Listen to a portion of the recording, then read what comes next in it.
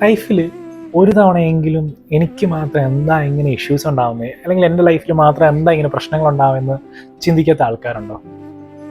എൻ്റെ ലൈഫിൽ ഈ കഴിഞ്ഞ 2 വർഷക്കാലം എനിക്ക് കുറേ ഹെൽത്ത് ഇഷ്യൂസ് വന്നു. ആ ഒരു സമയത്ത് ഞാൻ എന്നോട് തന്നെ ചോദിച്ചിട്ടുണ്ട്, നമ്മൾ അറിഞ്ഞുകൊണ്ട് ആർക്കും ഒരു ഉപദ്രവം ചെയ്യുന്നില്ല, പിന്നെ എന്നിട്ട് എന്താ എനിക്ക് മാത്രം ഇങ്ങനെ പ്രശ്നങ്ങൾ ഉണ്ടാകുന്നത് ഞാൻ ചിന്തിച്ചിട്ടുണ്ട്. വൈ ഓൾവേസ് മീ എന്ന് പോലും ഞാൻ ലിറ്ററലി എഴുതി വെച്ചിട്ടുണ്ട്. അത്രമാത്രം ഞാൻ ഡൗൺ ആയി പോയൊരു ടൈമായിരുന്നു. ലൈക്ക് ആ ഒരു പീരീഡിൽ നിന്ന് റിക്കവറായിട്ട് നമ്മളൊരു ഫേസിൽ എത്തുമല്ലോ, ലൈക്ക് ഒരു റിക്കവറി കഴിഞ്ഞൊരു ഫേസിൽ എത്തിക്കഴിയുമ്പം ഞാൻ ആലോചിച്ചപ്പോൾ എനിക്ക് തന്നെ മനസ്സിലായത്, എൻ്റെ ലൈഫിൽ അന്ന് ആ ഒരു ഹെൽത്ത് ഇഷ്യൂ അല്ലെങ്കിൽ ആ ഒരു പ്രോബ്ലം ഉണ്ടായത് എന്നെ നല്ലൊരു ഡെസ്റ്റിനേഷനിൽ എത്തിക്കാനായിരുന്നു. Everything happens for a reason. Recently നടന്ന ഒരു ഇൻസിഡൻറ്റ് എല്ലാവർക്കും അറിയാം, അഹമ്മദാബാദ് പ്ലെയിൻ ക്രാഷിനെ പറ്റി. അന്ന് ആ ഫ്ലൈറ്റിൽ യാത്ര ചെയ്യേണ്ട ഒരു പാസഞ്ചർ ട്രാഫിക് ബ്ലോക്ക് മൂലം അന്ന് ആ ഒരു ഫ്ലൈറ്റ് മിസ്സായി.